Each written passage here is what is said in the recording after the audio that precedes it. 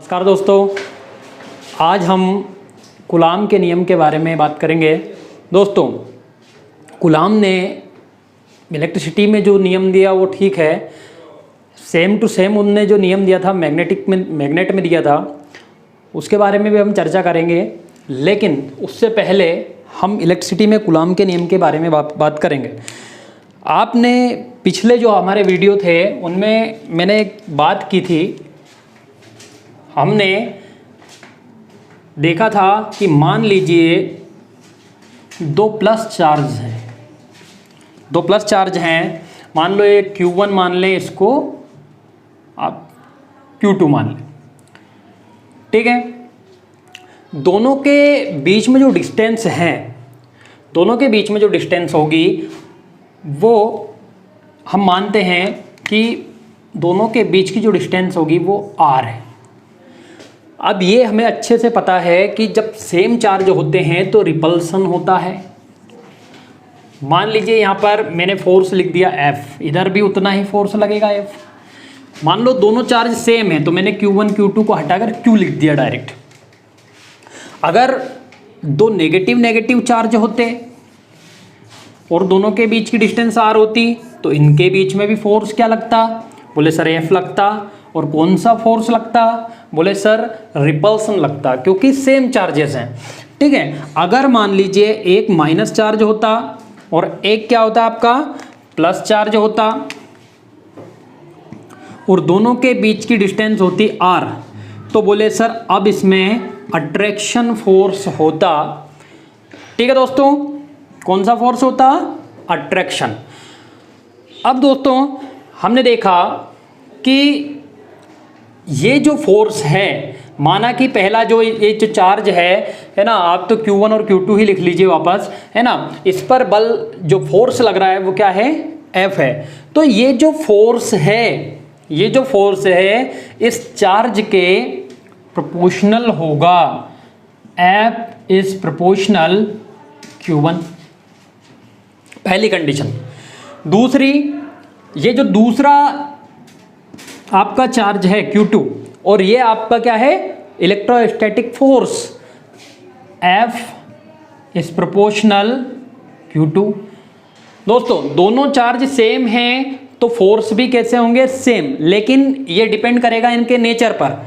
Same charge हैं तो repulsion और डिफरेंट चार्ज है तो अट्रैक्शन, ठीक है।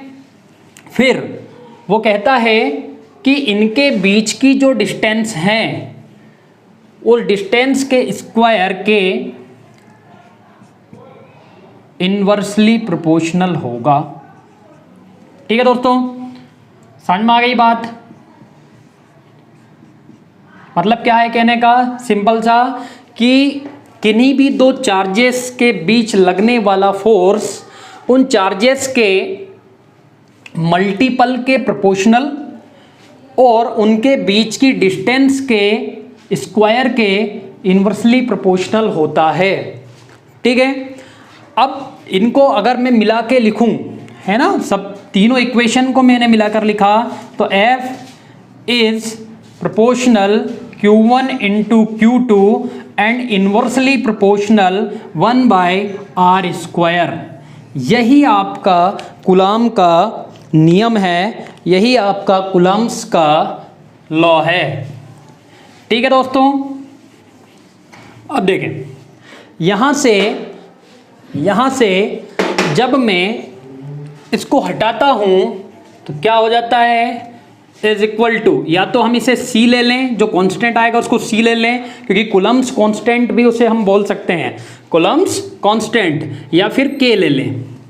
देखना दोस्तों, वो वाला जो K है वो अलग है। जो पिछली क्लास में हमने K देखा था डाइलेक्ट्रिक कांस्टेंट वाला, वो K अलग है, ये K अलग होता है। ये कूलम्ब्स कांस्टेंट है, इसको C भी लिख सकते हैं, है ना, Q1 into Q2 upon R², ठीक है दोस्तों। अब बोले सर यूनिट क्या होगी इसकी? तो फोर्स की यूनिट तो हमेशा क्या होती है? न्यूटन, ठीक है दोस्तों। अब देखें, ये जो K है ये क्या होता है?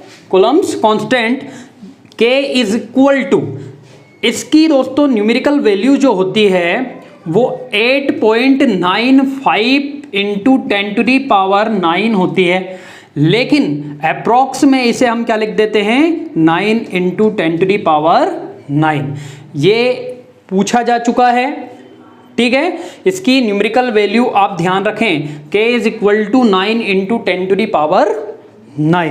ठीक है दोस्तों, इस k की जो वैल्यू होती है वो क्या होती है, अगर ऐसे देखें तो इसके बराबर होता है 1/4 पाई एप्सिलॉन नॉट।